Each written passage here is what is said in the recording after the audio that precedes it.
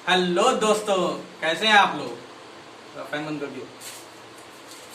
तो क्या था, आज हम लोग ये वीडियो उन दोस्तों के लिए, उन भाइयों के लिए बना रहे हैं जिनके बार बार ये कमेंट आ रहे हैं या कॉल आ रही है कि विशाल भाई, मैं 1-2 साल से तैयारी कर रहा हूँ, सब कुछ सही है, रहने दो, सब कुछ सही है, बस पता नहीं क्यों 5-10 नंबर से मेरा प्री रुक जाता है। ठीक है, तो उनके लिए ये वीडियो मैं बना रहा हूँ कि भाई क्यों उनका 5-10 नंबर, जब उनसे बातचीत हुई ना तो कुछ चीजें निकल के सामने आई। ठीक है, और कुछ मेरे एक्सपीरियंस से मुझे मालूम पड़ा कि भाई क्यों उनका प्री नहीं निकल पा रहा है। ठीक है, मान लीजिए कोई भी एग्जाम ले लेते हैं, जैसे कि मान लीजिए बिहार जुडिशरी का हुआ था अभी लास्ट ईयर, बिहार जुडिशरी का 2020 में हुआ था अभी, जिसका अभी मेंस हुआ है थोड़े दिन पहले, या एमपी का ले लें। ठीक है, या आप उसके अलावा और कौन सा ले सकते हैं, उत्तराखंड का ले लें, ठीक, हिमाचल प्रदेश का ले लें, कोई भी एग्जाम ले लें। ठीक है, बिहार जुडिशरी में क्या होता है, बिहार जुडिशरी में कट ऑफ जाती है 165, कितने में से, 250 में से। एमपी में 115 से 20 जाती है, इस बार 115 गई थी, कितने में से, 150 में से। उत्तराखंड में लगभग 160 जाती है, कितने में से, 200 में से। हिमाचल प्रदेश में कितनी जाती है, 110, कितने में से, 150 में से। ठीक है, अब क्या होता है, अगर आपके नंबर कितने आ रहे हैं, अगर आपने बिहार दिया हो उसमें 150 प्लस आ रहे हैं, एमपी दिया हो उसमें 100 प्लस आ रहे हैं, उत्तराखंड दिया हो उसमें 140 प्लस आ रहे हैं, हिमाचल प्रदेश दिया हो इसमें 95 या 100, ठीक है 95 मान लेते हैं, 95 प्लस आ रहे हैं। अगर आपके इतने नंबर आ रहे हैं तो इसका मतलब आपकी तैयारी तो अच्छी है, ठीक है, लेकिन आपसे कुछ गलतियां हो रही हैं जो प्री क्वालिफाई नहीं हो पा रहा है। ठीक है, अगर इस कैटेगरी में आपके नंबर हैं तो ये तो मैं प्रिज्यूम करके चल रहा हूं कि आपकी तैयारी अच्छी है, आपने सारे सब्जेक्ट पढ़ रखे हैं, ठीक है, आपको आता है, ठीक है, लेकिन कुछ गलतियों के कारण आपका प्री नहीं निकल पा रहा है। और ज्यादातर स्टूडेंट की हालत यहीं पर आके होती है। देखो, सीटें ज्यादा होती हैं तो आराम से निकल जाता है। जैसे बिहार में 200 सीटें थी, ठीक है, 200 सीटों में 165 लाना हो जाता है, मतलब आप आ जाओगे। एमपी में भी 200 सीटें थी, 200 सीटों में प्री निकालना आसान हो जाता है, क्योंकि 10 टाइम्स लिए जाते हैं, 2000 लोग लिए जाएंगे, है कि नहीं, तो 2000 में आना आसान है। इसमें उत्तराखंड में 20 से 30 सीटें आती हैं, कितने में, फिर आपको 300 के अंदर आना पड़ेगा, है कि नहीं। हिमाचल प्रदेश में भी कम ही सीटें होती हैं, 20 से 30 होती हैं, तो इसमें भी आपको कम में आना पड़ेगा। अगर उत्तराखंड या हिमाचल प्रदेश आपने दिया है और इसमें आपके नंबर अगर इतने आ रहे हैं, तो आप ये समझिए जहां 200 सीटें होंगी जिस स्टेट में भी, वो आप एग्जाम निकाल लेंगे। ठीक है, तो इसमें निकालने के लिए कम सीटों में, ऑब्वियसली यार कम सीटों में निकालने के लिए तो 200-300 में, मान लो 20 सीटें हैं, 10 टाइम्स दे जाएंगे, 200 के अंदर आना है, 10,000 लोग दे रहे हैं या 5,000 लोग दे रहे हैं, तो उसमें 200 के आना बड़ी बात है दोस्त, समझे नहीं। तो इसलिए क्या हो, बात ये चल रही है, फिर भी लोगों को जो इतने नंबर आते हैं उनका प्री क्यों नहीं क्वालिफाई होता, उनसे क्या गलती हो जाती है। ठीक है, या जो लोग अभी तैयारी कर रहे हैं तो उन्हें इन सब चीजों पे भी ध्यान देना पड़ेगा कि उनसे ये गलती ना हो। ठीक है, या तो आप खुद गलती करके ये चीज सीखो या दूसरे की गलती से सीख लो। तो जिनके साथ जिनके नंबर आ रहे हैं उनसे गलती हो चुकी है, ठीक, और जिन्हें देना है वो दूसरों की गलतियों से सीख लें, ठीक है, जिससे कि टाइम ना वेस्ट हो उनका। ठीक है, अब क्या होता है, क्यों आपके नंबर कम आ रहे हैं, ठीक है, इसके लिए कुछ पॉइंट हैं। पहला पॉइंट, मैंने देखा कि लोगों ने ऑब्जेक्टिव टाइप क्वेश्चन नहीं लगाया। ठीक है, ऑब्जेक्टिव टाइप क्वेश्चन आपने सही से नहीं लगाया। कोई भी एक बुक ले लीजिए ऑब्जेक्टिव टाइप क्वेश्चन की, परीक्षा मंथन आप ले सकते हैं। ठीक है, अब उसके सारे ऑब्जेक्टिव टाइप, जैसे सब्जेक्ट आपके खत्म हो, CPC, CrPC, evidence, TPA, constitution आपने सब कर लिया, उसके बाद तुरंत उनके ऑब्जेक्टिव टाइप क्वेश्चन लगाना स्टार्ट कर दीजिए। ठीक, सारे एक बार आप सब लगा डालिए, और जो आपसे गलत हो रहे हो उनका क्या करना, उन पे गोला कर लेना है। ठीक, क्यों, क्योंकि आपके जो ठीक हो गए, जो आपको आते हैं वो तो आप साइड में हट गए। ठीक है, अब वो आपके लिए क्वेश्चन नहीं रहे, वो तो आपको ठीक आते ही हैं। जो गलत हो रहे हैं आपसे वो आपके लिए क्वेश्चन है, तो उसमें अगर आप गोला कर लेंगे, गलत क्यों हो रहे हैं उसके पीछे बहुत सारी एक रीजनिंग होती है। मान लीजिए कि आपके दिमाग में ऐसा कुछ सेट हो गया है कि नहीं इसका आंसर ऐसा होना चाहिए, आपने कहीं ऐसा पढ़ लिया है, या आपके दिमाग जो है वो आपसे कह रहा है कि नहीं ये वाली प्रॉब्लम का आंसर ये है, तो भाई ऐसे नहीं जाएगा। एक बार गलत हुआ, आपने देखा इसका आंसर ये नहीं ये है, दोबारा भी आप उसे गलत ही करेंगे। क्यों? क्योंकि आपका दिमाग आप पे हावी हो जाएगा, समझे कि नहीं। वो कहेगा कि आंसर ऐसे नहीं सामने से निकल के आता है आपके दिमाग से, कुछ ना कुछ उसके पीछे रीजनिंग होती है, आपने कहीं ना कहीं कुछ ना कुछ पढ़ा होता है, तभी आप वो गलत टिक मार रहे हैं, समझे कि नहीं। या तो आपने गलत पढ़ लिया है या आपके माइंड में गलत सेट हो गया, इसीलिए आपको क्वेश्चन गलत टिक मार रहा हो, वो इतनी जल्दी ठीक भी नहीं होगा। इसलिए आपको उस क्वेश्चन पे क्या करना है, गोला लगा लो, जिससे कि एग्जाम टाइम में वही सारे क्वेश्चन दोबारा उसमें देख लो जो आपने गोला लगा रखे हैं। मान लो 500 क्वेश्चन है, ठीक है। अब 500 क्वेश्चन में क्या हुआ, आपको केवल 50 क्वेश्चन नहीं आते, तो जब एग्जाम टाइम में जब आप जाएंगे तो उससे पहले 10 दिन पहले वो 50 क्वेश्चन देख लें। 500 देखने का टाइम नहीं होगा हर बार, तो वो 50 क्वेश्चन जो आपको नहीं आते हैं वही दोबारा देख लिए, बस काम चल जाएगा। और गारंटी के साथ बोलता हूं उनमें से क्वेश्चन आते जरूर हैं, ठीक है। पहली बात तो ये है कि ऑब्जेक्टिव टाइप क्वेश्चन आप लगाएं। दूसरी बात, स्टेट के प्रीवियस ईयर, जिस स्टेट का देना है उस स्टेट के प्रीवियस ईयर तो जरूर लगाएं, ठीक है। सारे स्टेट के आते हैं, चाहे राजस्थान हो, चाहे एमपी हो, चाहे यूपी हो, चाहे बिहार हो, उत्तराखंड हो, हिमाचल प्रदेश हो, छत्तीसगढ़ हो, पंजाब हो, सबके सारे स्टेट के प्रीवियस ईयर मार्केट में अवेलेबल है, ठीक है। सिंगल पब्लिकेशन का कोई सा भी एक आप मांग के देखें कि भैया हमें जो वाले स्टेट के प्रीवियस ईयर देना, सब मिल जाएंगे आपको, ठीक है, जुडिशरी के। तो स्टेट प्रीवियस ईयर बहुत इंपॉर्टेंट होते हैं, उससे दो बातें निकल के सामने आती हैं। मान लीजिए जैसे एमपी है, यूपी है, उत्तराखंड है, ठीक है, इन बिहार है, इन सब में क्या होता है, रिपीट बहुत होते हैं क्वेश्चन, ठीक है, रिपीट बहुत होते हैं। इसमें क्या, अगर आपने प्रीवियस ईयर नहीं लगाए, कितनी भी अच्छी आपकी तैयारी हो, नहीं निकाल पाओगे दोस्त, समझे कि नहीं। उस स्टेट के प्रीवियस लगाना तो मस्ट है, उसके बिना तो भगवान ही अगर आपके साथ है तभी आप निकाल पाओगे, वरना नहीं निकाल पाओगे, ठीक है। क्या है, इससे ये पता चलता है कि रिपीट क्या हो रहा है। दूसरी बात ये भी पता चलता है कि किस टाइप के क्वेश्चन पूछ रहे हैं। मान लो दिल्ली है, हिमाचल प्रदेश है, इनके क्या होते हैं, प्रॉब्लम बेस्ड क्वेश्चन ज्यादा होते हैं, डायरेक्ट क्वेश्चन कम मिलेंगे, ठीक है। छत्तीसगढ़ है, छत्तीसगढ़ क्या करता है, सीधे डायरेक्ट क्वेश्चन होते हैं, इनके सेक्शन बहुत पूछते हैं, ठीक है। अब आप मान लो आपने जैसे एमपी का लगाया, यूपी का लगाया, उत्तराखंड का लगाया, एमपी के आपने मान लो प्रीवियस लगाने स्टार्ट किए, आप देखेंगे हर पेपर में आपका इंप्रूवमेंट होता रहेगा। क्यों? क्योंकि वो क्वेश्चन जो आपसे गलत हो रहे थे वो बार बार रिपीट होंगे तो आपको बाद में वो ठीक होंगे, समझे कि नहीं। आप पहली बार एमपी का कोई पेपर लगा के देखिए, आप देख रहे हैं मेरे 80-100 ठीक हो रहे हैं, 80 से 90 ठीक हो रहे हैं। अगली बार आप अगला पेपर, दूसरा, तीसरा, चौथा, पांचवा, छठा, लास्ट तक आप देखेंगे आप 120 पे पहुंच जाएंगे, समझे कि नहीं। क्यों? क्योंकि वो रिपीट क्वेश्चन जो होते हैं वो आपके ठीक होने लगते हैं सारे, अब वो गलत नहीं होते, है कि नहीं। तो यही आपको फायदा करता है। दूसरी बात, आपको ये ऑब्जर्व करना होता है कि किस टाइप का पेपर उस स्टेट में सेट हो रहा है। अगर प्रॉब्लम बेस्ड सेट हो रहा है तो प्रॉब्लम बेस्ड तैयारी ज्यादा करिए, ज्यादा अच्छे देख के जाइए। डायरेक्ट सेक्शन ज्यादा पूछता है, सेक्शन याद करके जाइए सारे, समझे कि नहीं। और जैसे यूपी है, बिहार है, एमपी है, इसमें क्या होता है 20-25% होता है। अगर 100 क्वेश्चन है, 25 क्वेश्चन जो होंगे वो डायरेक्ट सेक्शन से होंगे, 25 जो होंगे वो मतलब उस पर प्रॉब्लम बेस्ड होंगे, 25% होंगे वो केस लॉ पे होंगे, ठीक है। तो इस टाइप के उनका सेट होता है।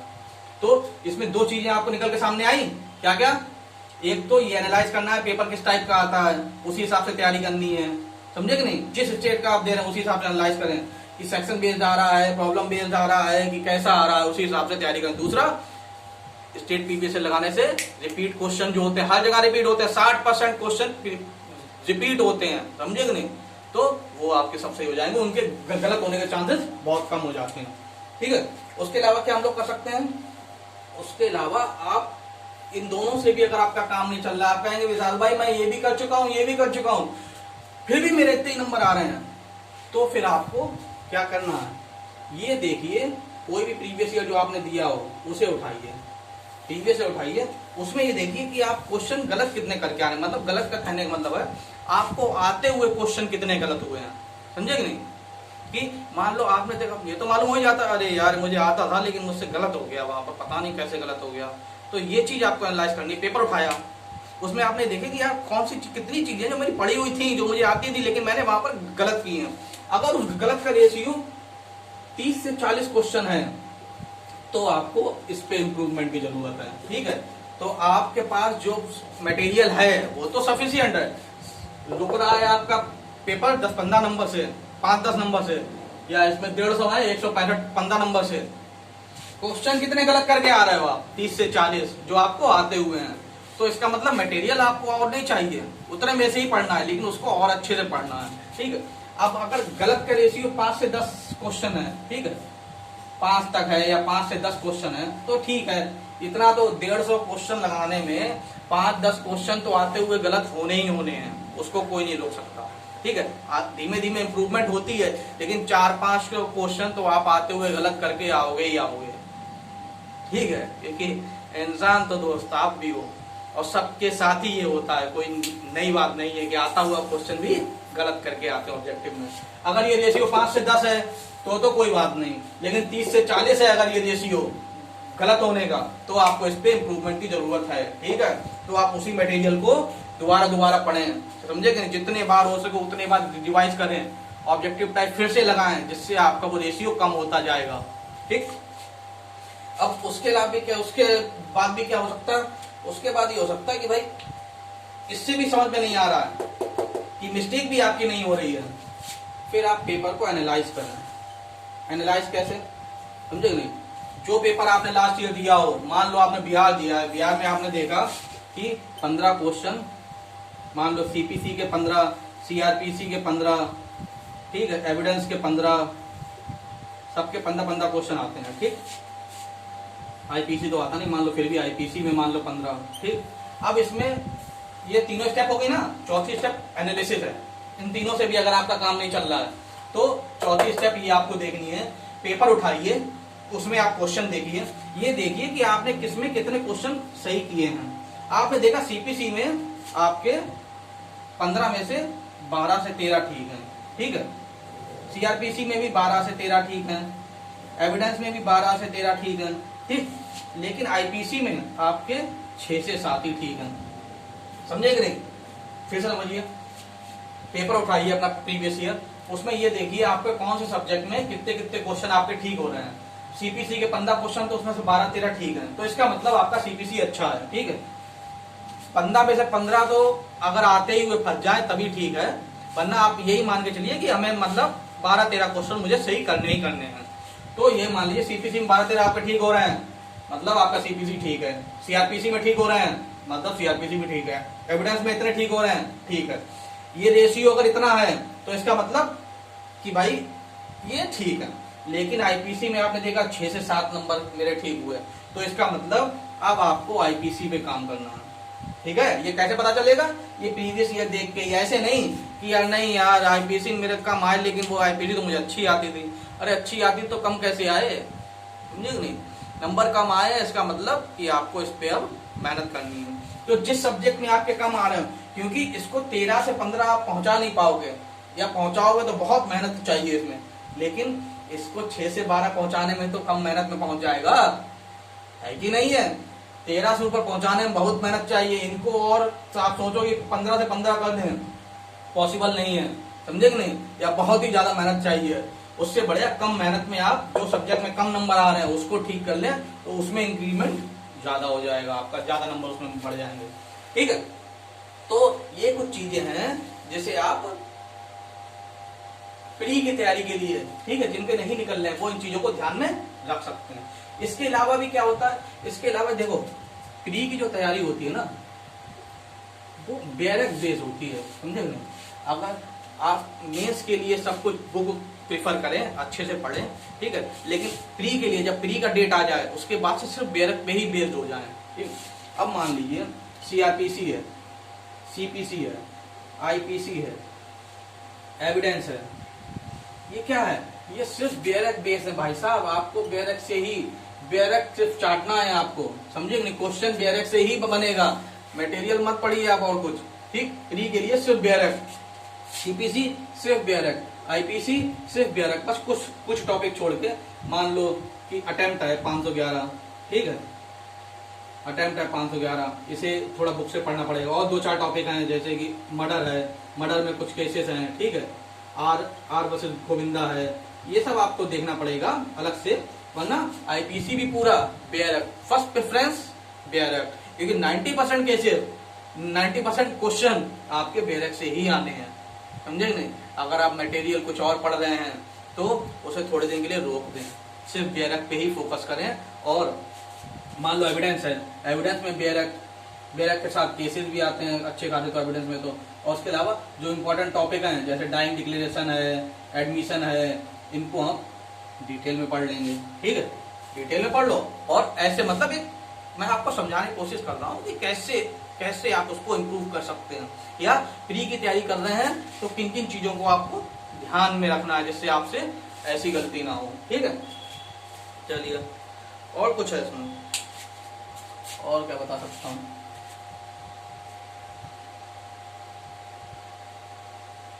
देखिए इसको पढ़ने से क्या होगा ना, कुछ चीजें और निकल के आपके आएंगी। जब आप डायरेक्ट पढ़ोगे और क्वेश्चन लगाओगे, डायरेक्ट पढ़ोगे क्वेश्चन लगाओगे, तो एक आपका प्रेजेंस ऑफ माइंड बनेगा। कैसा? आप क्वेश्चन देख के समझ जाओगे कि भाई वो, आप सेक्शन देख के समझ जाओगे कि भाई इसमें से क्या पूछा जा सकता है, समझे कि नहीं।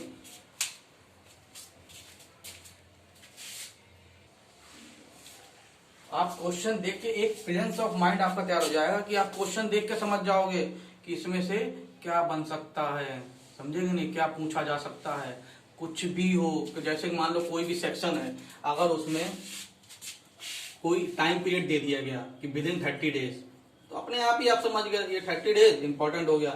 या कोई मान लीजिए सेक्शन 160 है सीआरपीसी का, 260 है सीआरपीसी का, ठीक है, क्या बोलता है 260 बोलता है समरी ट्रायल। तो समरी ट्रायल में ये दिया हुआ कि कौन कौन समरी ट्रायल कर सकता है, ठीक है। मान लो कुछ भी हो, कहीं पर भी कुछ भी दिया हो, या मान लो कोई भी है कि सीजेएम दिया हुआ है, या मेट्रोपॉलिटन मजिस्ट्रेट दिया हुआ है, या जेएम फर्स्ट क्लास दिया हुआ है, अगर कोई स्पेसिफिक दिए हुए हैं तो इसका मतलब ये इंपॉर्टेंट चीज हो गई ना, है कि नहीं।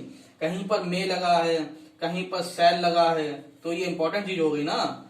एविडेंस में तो मे और सेल का तो बहुत खेल है, समझे कि नहीं, इसी पे क्वेश्चन बनते हैं, है कि नहीं। तो ये आपको कैसे आप जानोगे, जैसे कि कॉन्स्टिट्यूशन में आता है कि no person shall be deprived from his life and person liberty except the procedure established by law, article 21। Yes, तो इसमें क्या है कि प्रोसीजर फ्रॉम हिज लाइफ और पर्सनल लिबर्टी, तो लाइफ और पर्सनल लिबर्टी के बीच में और लगा हुआ है। ये भी मैंने एक बार क्वेश्चन देखा, जब मैंने इसका इलेट का 2016 का दिया था, तो उसमें ये क्वेश्चन आया था। हमने कहा अरे यार, पढ़ा तो हमने बहुत बार है, लेकिन ये मुझे ध्यान नहीं है कि एंड है कि और है। तो ये चीजें जो होती हैं कैसे समझ में आती हैं कि यही तो क्वेश्चन बनते हैं। कैसे आप जानोगे, जब प्री लगाओगे, जब आप पेपर दोगे या आप ऑब्जेक्टिव टाइप सॉल्व करोगे। पेपर देने से तो अच्छी तैयारी हो ही नहीं सकती, कोई सा भी एग्जाम आए, समझे कि नहीं। अगर आपको पैसे ऐसे की दिक्कत नहीं है, समझे कि नहीं, आने जाने में दिक्कत नहीं होती है, तो सबसे बेस्ट प्रैक्टिस आपकी जो हो सकती है वो पेपर देने से हो सकती है। मान लो ये मत देखो कि सीटें 20 है या उत्तराखंड में क्या करूंगा यार जाके, होना तो है नहीं। अरे यार फिर आप इसको अपना स्कोर कार्ड कैसे देख पाओगे, आप किस कैटेगरी में हो, समझे कि नहीं, कैसी तैयारी है आपकी, घर पे बैठ के मालूम पड़ेगा। जब आप कोई ना कोई पेपर दोगे तो इसलिए पेपर देते रहना चाहिए। मान लो मैंने सोचा नहीं यार मैं तो सिर्फ यूपी का ही दूंगा, यूपी के अलावा कोई और नहीं दूंगा, फिर तो यूपी में भी नहीं निकलेगा। क्यों? क्योंकि कंपटीशन ज्यादा होता जा रहा है और हमें यही नहीं पता चलेगा पिछले 2-3 साल से क्वेश्चन कहां से पूछे जा रहे हैं। अब जब आपको इससे भी बेटर और करनी है तो क्या आप करिए, पिछले 2-3 साल के, मान लीजिए आज मुझे मतलब 2021 में देना है, तो 2018 से 2021 तक के जहां जहां पेपर हुए हैं, ठीक है, जिसमें सब्जेक्ट सेम हो, मान लो एमपी है, यूपी है, उत्तराखंड है, बिहार है, ठीक, झारखंड है, इन सब के स्टेट के अगर पिछले 2-3 साल में जितने भी पेपर हुए हैं सब सॉल्व कर लो। उससे क्या होता है, ये पता चलता है कि इस समय ट्रेंडिंग में क्वेश्चन क्या चल रहे हैं, समझे कि नहीं। 2015 के पहले क्वेश्चन, अब उनका जमाना गया, अब क्वेश्चन नए तैयार हो गए, समझे कि नहीं? तो ये कैसे पता चलेगा? ये जब आप सारे स्टेट के आसपास जो आपके में सब्जेक्ट आते हैं, आसपास जितने भी स्टेट हैं जहां पे वो सब्जेक्ट पूछे जाते हैं सब लगा डालो, समझे कि नहीं? इससे तो बहुत ही इंप्रूवमेंट होता है इससे तो। अब इसके अलावा क्या आती है, कुछ दिक्कतें आती हैं एग्जाम हॉल में। समझ में आई बात की नहीं? क्या कहना चाहता हूँ? कोशिश तो मैंने पूरी की यार आपको समझाने की। मजा आएगा भाई, आप भी कहोगे विशाल भाई मजा ही दिला दिया, समझे? चलिए, उसके अलावा क्या होता है, कुछ लोगों के एग्जाम हॉल में दिक्कत होती है। एग्जाम हॉल में क्या दिक्कत होती है कि या तो एक टाइम मैनेजमेंट, कि भैया क्वेश्चन समझ में नहीं आता, हो ही नहीं पाते, वो कहते यार मेरे पास टाइम कम पड़ गया। कैसे यार है? ये कैसे आएगी?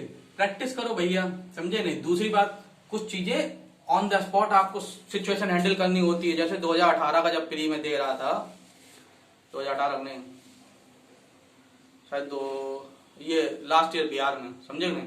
तो उसमें क्या हुआ था कि पार्टनरशिप और कंपनी लॉ के क्वेश्चन बहुत बड़े बड़े थे, दोनों के मिला के 15 से 20 क्वेश्चन थे 150 में से, और बहुत लेंदी थे भाई, एक एक पेज के। और मेरे सबसे पहले वही थे। हमने खोला, 2 क्वेश्चन किए, यार ये तो बहुत लंबे लंबे। बाकी हमने पलट के देखे, हमने कितने क्वेश्चन है लंबे लंबे, हमने देखा 20 क्वेश्चन है, हमने 20 छोड़ दिए पहले, बाकी की 130 किए, समझे नहीं? उसके बाद में जब टाइम बचा तब हमने वो 20 किए। और ज्यादातर स्टूडेंट का क्या हुआ, उन 20 क्वेश्चन को पहले करने के चक्कर में आगे को क्वेश्चन, क्योंकि भाई आदमी डिमोटिवेट हो जाता है यार। तुरंत ही तुमने पेपर खोला, बड़े बड़े क्वेश्चन आ रहे हैं, उसने कहा यार आधा घंटा लग गया, ये 10 क्वेश्चन हो पाए, समझे नहीं? या 20 क्वेश्चन में आधा घंटा लग गया, कैसे होंगे बाकी, समझे? वो टेंशन में आ जाता है, बाकी क्वेश्चन गलत हो जाते हैं। इसलिए अगर ऐसा कुछ सिचुएशन बैठ रही है कि कोई क्वेश्चन, कोई पोर्शन मान लो आईपीसी है, आपने देखी प्रॉब्लम ही प्रॉब्लम है, 15 के 15 क्वेश्चन बड़े बड़े हैं सब, तो पहले उन्हें साइड में कर दो, बाकी के 130 कर डालो, फिर जो टाइम बचे उसमें वो करो, समझे? दोनों का वेटेज तो सेम ही है। एक अगर एक पेज का क्वेश्चन है उसके भी 1 नंबर मिलेंगे, एक लाइन का है उसके भी 1 नंबर मिलेंगे, समझे? तो टाइम मैनेजमेंट ऐसे आप कर सकते हैं। ये तो ठीक है, वो तो 150 क्वेश्चन तो आपको 2 घंटे में लगाने की आदत होनी चाहिए, 2 घंटे में 150 क्वेश्चन लग जाए आपसे। उसके बाद और क्या हो सकता? दूसरा होता है निगेटिव मार्किंग। निगेटिव मार्किंग से आदमी पता नहीं क्यों डरता है, समझे नहीं? निगेटिव मार्किंग अगर 1/4 है तो ज्यादा टेंशन लेने की जरूरत नहीं है। आदमी क्या करता है कि विशाल भाई मान लो बिहार का है, तो कहता है विशाल भाई हमें 150 आते थे पक्के पक्के, हमने 150 ही किए। हमने कि क्यों नहीं किए तुमने आगे, और क्यों नहीं किए भाई? तुम्हें जब मालूम था कि कट ऑफ 160 से ऊपर जाएगी, तुम टोटल 150 क्वेश्चन करके आ रहे हो, इस चक्कर में कहीं मेरी नेगेटिव मार्किंग में कम ना हो जाए। अरे तुम तो पहले से ही बाहर अपने आप को करके आ गए, 150 करके आए, इसमें 5-10 हो जाएंगे गलत, 140 नंबर रह गए, फिर क्या तुम्हारे पास रह गया? तुम हो पाएगा? कभी नहीं हो पाएगा। तो अगर ऐसा है 1/4 है, अगर डाउट वाले 2 क्वेश्चन हैं, अगर 2 में डाउट हो रहा है, ठीक है, दो ऑप्शन में डाउट हो रहा है, 1/4 माइनस मार्किंग है, आप मार के आइए निश्चिंत होकर, समझे कि नहीं? उन दोनों में से कोई एक चूज करके मार के आइए। 4 में से अगर कोई एक भी ठीक हो गया तो वो बाकी के सारे नंबर आपके कवर कर देगा, समझे नहीं? माइनस में नहीं जाने देगा आपको, ज्यादा आपको नुकसान नहीं होगा। समझ पा रहे हो कि नहीं? निगेटिव मार्किंग में 1/4 है तो डरने की जरूरत नहीं है। अगर डाउट है 2 ऑप्शन में तो एक टिक मार दो, समझे नहीं? ज्यादा सोचो मत। हाँ बिल्कुल ही अगर सेफ साइड और है, मान लो आपको पता है कट ऑफ 160 जाती है, 170 आपको एकदम सही है, छोड़ दो, नहीं डाउट वाले कर रहे हैं, समझे कि नहीं? लेकिन अगर इस पोजीशन पे हो तो आप करो, क्यों छोड़ रहे हो? ठीक है, निगेटिव मार्किंग से डरना नहीं है। अगर डाउट वाले हैं टिक मारो, आगे बढ़ो, ठीक? अब क्या होता है, बहुत से स्टूडेंट क्या करते हैं, लास्ट टाइम पे ऑप्शन चेंज कर देते हैं।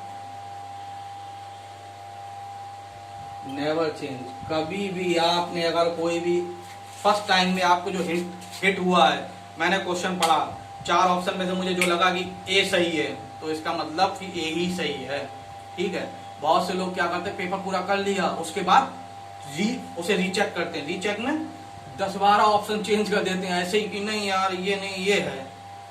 उनके माइंड में डाउट हो जाता है, यार ऐसा नहीं ऐसा था, यार इसमें ये होना चाहिए। अरे भाई तो तुम्हारे दिमाग में सबसे पहले क्यों आया ये, समझे कि नहीं? बहुत ज्यादा कंफ्यूजन हो जाती है। ध्यान रखिएगा कि बहुत ही ज्यादा आपको एकदम श्योर शॉट अगर कुछ याद आ जाए कि नहीं यार इसका ये मैंने गलत टिक मार दिया, इसका ये नहीं ये है, जब श्योर शॉट याद आ जाए तभी चेंज करना, वरना कभी ऑप्शन चेंज मत किया करना, समझे कि नहीं। अगर डाउट रहे कि ये ए है कि बी है तो जो सबसे पहला वाला आपने सोचा था वही रहने दीजिए। बहुत से स्टूडेंट से यही गलती हो रही है। अब क्या है, लास्ट टाइम में रीचेक करते हैं, अरे ये नहीं यार ये था, 10-12 क्वेश्चन ऐसे ही गलत कर दिए भाई, अच्छे खासे टिक थे, और ये नहीं बहुतों से मैंने देखा ये। तो ये आपको बिल्कुल ही श्योर शॉट ध्यान आ जाए कि नहीं यार ये तो गलती स्टिक लग गया, तभी वो चेंज करना है, वरना अपना ऑप्शन एक बार जो टिक मार दिया वही रहने दो, समझे कि नहीं। चलिए उसके अलावा क्या है, उसके अलावा हम लोग और क्या देख सकते हैं।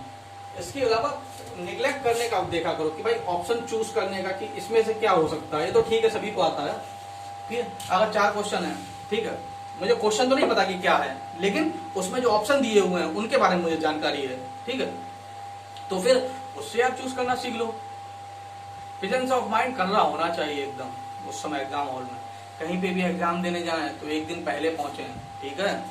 एक दिन पहले का मतलब कि अगर मान लो 24 से एग्जाम है तो आप 22 की रात तक वहां पर पहुंच जाए, होटल ले लें, आराम से वहां पर रहें, अगले दिन सुबह उठ के सब रिवाइज मार दें, जल्दी जल्दी जल्दी जल्दी पूरे दिन में, रात में सोएं, सुबह एग्जाम दें, आ जाए, ठीक है। पैसे ऐसे दिक्कत है तो बात अलग है, तो नहीं, लेकिन वैसे अगर आप ठीक है मिडिल क्लास भी हैं तो इतना तो आप कर ही सकते हैं। होटल महंगा मत लीजिएगा, और क्या, समझे कि नहीं। तो ये कुछ पॉइंट हैं जिन पे आप काम करके अपने ये नंबर इम्प्रूव कर सकते हैं, और मैं डैम श्योर हूँ आपको ये वीडियो पसंद भी आएगी। और अगर पसंद आई हो तो हमारे चैनल को स्टडी फॉर जुडिशियल सर्विसेज को सब्सक्राइब जरूर करें, ठीक है। और अगर आपको लगता है कि और किसी दोस्त के ये काम आ सकती है तो उससे शेयर भी जरूर करें, ठीक है। Thank you.